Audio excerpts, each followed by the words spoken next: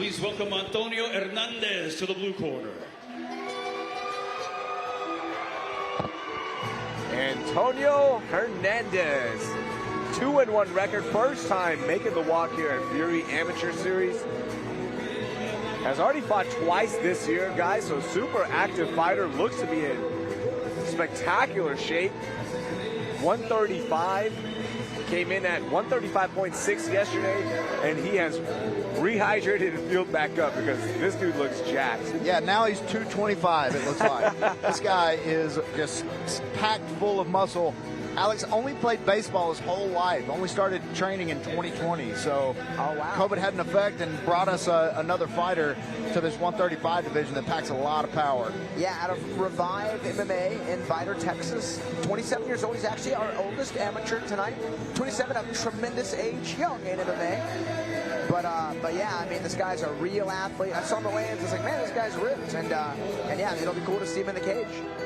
Not only is he 27, there's different levels of 27. He has 3 kids. Yeah, he's a man. Brother, you're 40. Yeah. I know how you're feeling.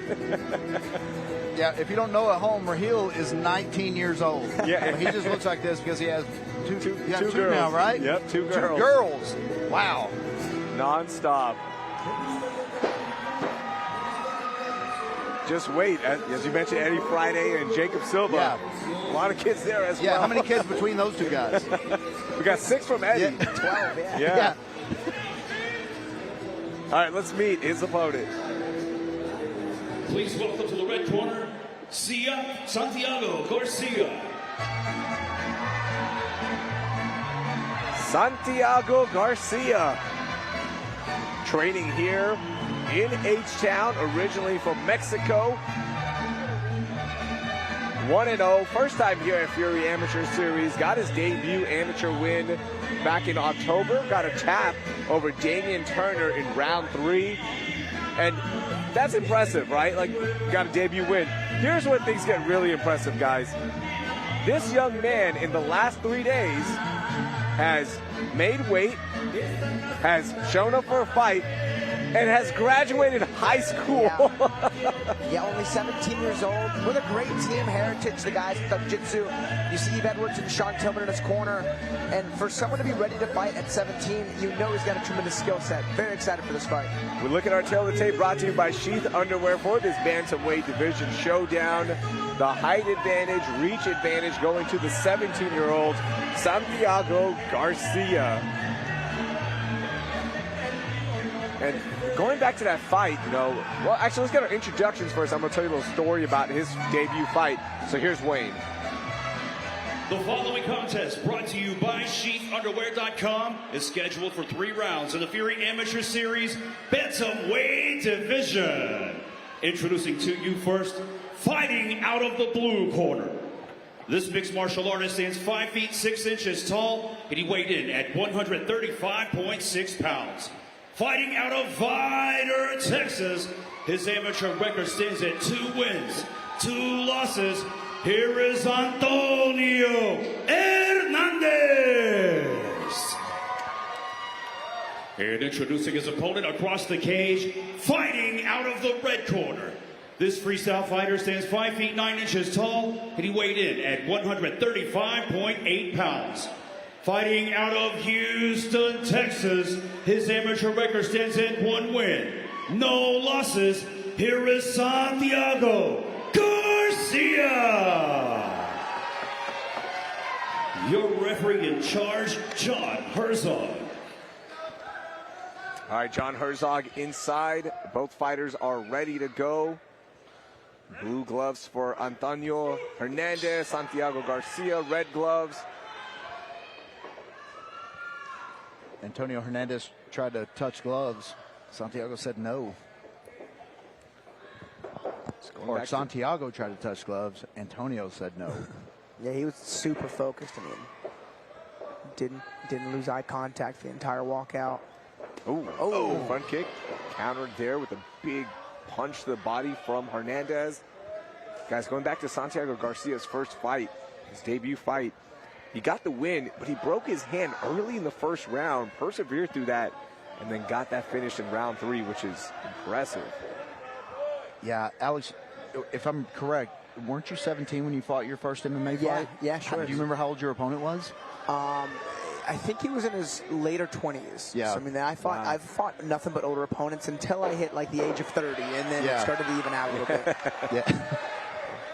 So I was like, you know, am I not a strong man? But turns out I was just younger than these guys. Yeah. Eventually, it evened out. Nice triangle attempt here from Garcia. He's got to try to figure four his legs and control the posture. I'd say Hernandez is in like a DEFCON 2 right now. He needs to address it. He can't let that figure four happen. But already starting to wedge that right hand to the inside. Very aware of that attempt there from Hernandez. Yeah, and you got to think of that long frame when someone's in your guard. You know, that triangle is a big go-to for guys with the frame of Santiago Garcia. Long legs, long reach. Yeah, we're going to high guard him. He's going to set the triangle up again. Yeah. And there it is. He's got to try to figure four, though. I mean, that's what really keeps them trapped. Triangles are really easy to escape in this position we call diamond guard. They go off for the arm bar. Then this is posturing. He's hitting a belly down escape. In my opinion, the best triangle escape, and he gets full side control now. Let's see what Garcia can do, or excuse me, Hernandez can do. Inside. Fans at home, don't forget this is an amateur fight. No elbows allowed. At least no elbows to the head allowed. Big difference. These guys in the pros as these top side control positions really do some damage from short elbows. The amateurs got to prioritize punches and positioning. We're in our prelims broadcast, and this place has already filled up. Imagine venues. Great crowd here. He looked like Hernandez maybe looking for like a north-south choke, but it's funny, you don't see those nearly as often. Mike, you're a jiu-jitsu guy. I used to feel like we used to see those all the time, but now I haven't seen a north-south choke in I don't know how long. Since Jeff Monson retired, that's how long. Yeah. And Jeff Monson used to, you know, he was 5'9" and 260 pounds or something crazy, and just an animal and hit that north-south choke that was his thing. His jam, yeah. Why don't we see more of them, Michael? Man, I think they've just learned. It's so, technically, it's so easy to technically beat. Yeah. You've got to really, really have it in deep and surprise someone with it to be able to do it. And once they start going to that north-south position, there's so many counters to it now that people have learned. It's really not difficult to defend the setup. If it's stunk in, it's really difficult. It's tough. So I think it's really the evolution of jiu-jitsu. Like, you know, at first it was like closed guard and half guard. Then guys started to stand up pass. So then all the standing open guards became a big transitional point. And I just think recovering guard now, especially from a position like north-south, is so much easier than it once was. It kind of nullified those chokes. I mean, we've seen them in MMA pretty regularly, sub-only, kind of all the time. But, I mean, they really have kind of fallen off in the last maybe, 8 years? Yeah. And it's weird. We've seen Ezekiel chokes from the bottom come up, and we've seen Monson chokes or north-south chokes go down. Round 2, Hernandez, blue gloves, Garcia, red gloves. Oh!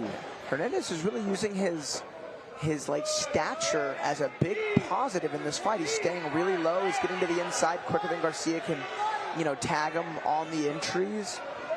He's able to really apply his physicality without really taking any damage.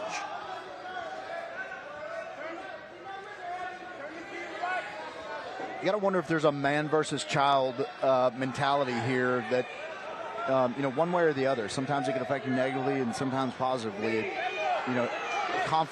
Overconfidence because you're thinking I'm fighting a child, and then Santiago Garcia walks in, not a child at all. No, and like I was saying, anytime you get clearance from your coach to fight at 17, that means you usually get a pretty good skill set. Yeah, you're 17-year-old beating some people in the gym. He's super irresponsible, obviously. Like a young blood fight unprepared, and he's with a real strong team as Garcia. And he's shown some, really good submission attempts here. I think he's dealing with the physicality of Hernandez and the wrestling of Hernandez. Pretty well. Nice little single leg, run the pipe style finish. But notice he's got that overhook on the left side. But man, a beautiful cut through pass there from Hernandez. I mean, that was awesome. Yeah, and he stopped it in the perfect spot. He's pinning that hip down with the foot. Weight on the hip, on the bottom hip also. Easy pass. Yeah, super strong fundamental positioning on the ground here for Hernandez. The mount. I was going to say, this is where the strength advantage might come in for Hernandez. Well, you can see Hernandez is a good grappler. Notice his feet, I mean, are curled. His knees are pinched together. This is a good, very high-level mount that we're seeing right now. I mean, he's giving him no space to rotate. Yeah, and especially when he's in the perfect spot up against the cage. Oh. Now Santiago exposes his back. This is bad news. Can the high school graduate Santiago Garcia figure this out? 30 seconds, stay alive in this fight. Or is this going to be his first lesson as an adult? Nice reversal. Oh, there you go. Oh, that's a good left hand. Garcia's coming alive here. Yeah, good damage. 23 seconds left in the round. I mean, if he really postures and goes for big damage, you can maybe steal it, but Hernandez, had his takedowns, had some great passes and control time. Yeah, and you see Hernandez has that overhook on that right arm, and he is keeping that as tight as he can. Mitigating, absolutely. All right, end of the round. Good little turn of events there for the 17-year-old. Yeah, and Santiago Garcia, I mean, he's very responsible with his defense. He's keeping himself safe, mitigating damage, finding reversals. But it's all kind of like on step 2, whereas Hernandez has been the one kind of initiating most all of these exchanges. And he's just getting more control from the board. That pass really was a beautiful pass. Anticipates the rotation from mount, takes the back. Notice the angle wasn't perfect, hence the reversal there from Garcia. But I mean, this is great jiu-jitsu right here. It's especially good jiu-jitsu for MMA.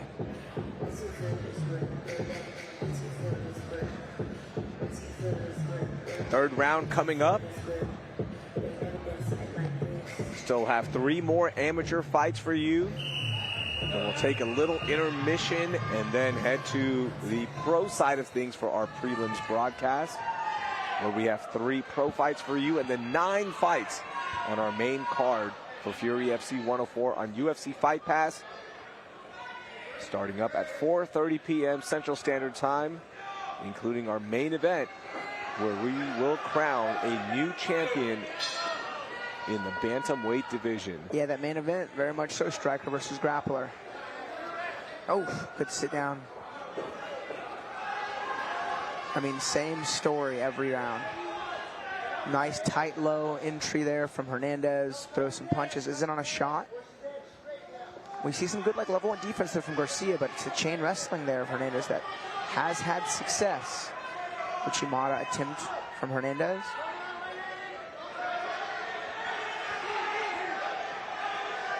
I was curious to see if Hernandez will try to keep this on the feet, because it looked like his striking has a little bit more oomph to it.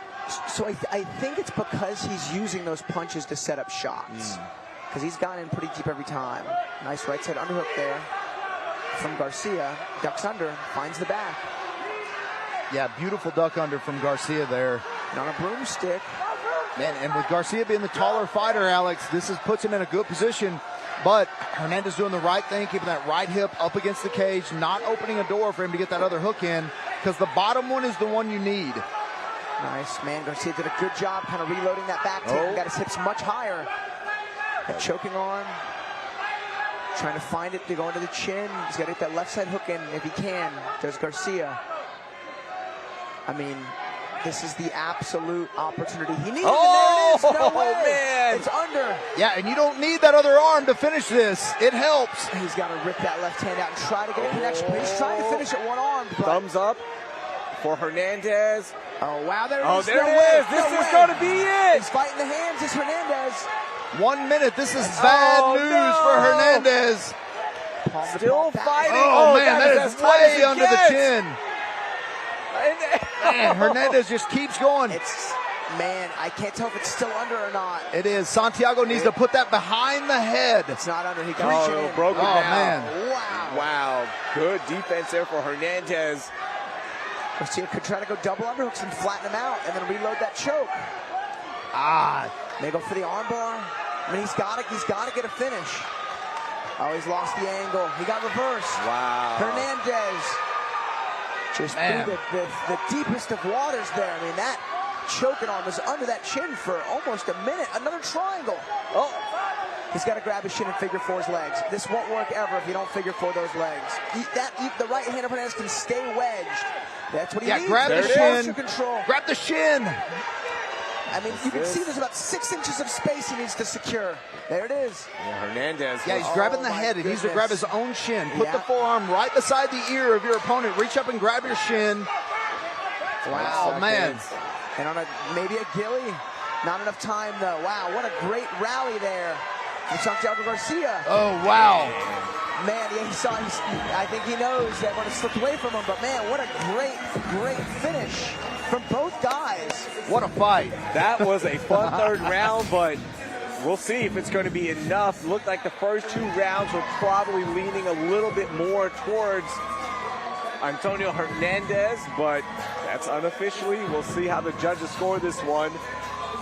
But a nice rally there for the 17-year-old who just graduated high school and almost got the big win in his second fight ever as an amateur. Oh. Yeah, right there, he just grabbed the shin. Very technical, small technical that I know for a fact is going to get corrected as soon as this fight is over in that locker room. His coach, who is a very good black belt jiu-jitsu, is going to correct that right up there in the locker room before he takes those gloves off, I promise you. Let's talk about that real quickly because it looked like everything was in tight on that choke. What was that adjustment? The just wasn't fully locked in. You need like the very bottom of your shin to be right under your kneecap. Yeah. And it was just a couple of inches off. And he had the ability to grab his shin and pull through, but instead he went for like a collar tie on the head to break the posture down. I mean, tremendous effort there in the third round from Garcia. Hernandez looking sharp. Honestly, in all 3 rounds, but especially offensively in rounds 1 and 2. When you grab that shin, Alex, it creates the perfect angle instead of trying to grab the head down because it keeps you square with your opponent. And so on a triangle choke, the way you can do it, posture up, stay square to your opponent, it's really difficult to finish. It's the little things that matter, especially against high-level fighters. Let's see how the judges scored it. Here's Wayne. Ladies and gentlemen, after 3 rounds of combat, we go to the judges' scorecards for your decision. Brought to you by the Big Beast of Bourbon, Warbringer Whiskey. Judge Anthony Moss scores the fight 29-28 Hernandez. Judge Michelle Morales scores the fight 29-28 Garcia. And Judge Ramsey Ishak scores the fight 29-28, declaring your winner by split decision, Antonio Hernandez. Good win there for Antonio Hernandez. Moves that record to 3-1. Yeah, I feel like he won rounds 1 and 2 pretty handily. You know, I'm glad they got that decision right. Awesome fight from both those guys. Can't wait to see Santiago back inside the cage as well. Maybe next time he'll be, hey, you don't have to cut weight during your high school graduation, so it'll be a little bit easier. Who knows? But man, fun fight. Shout out to both of these guys. We keep things moving and head to our 4th fight in our amateur series.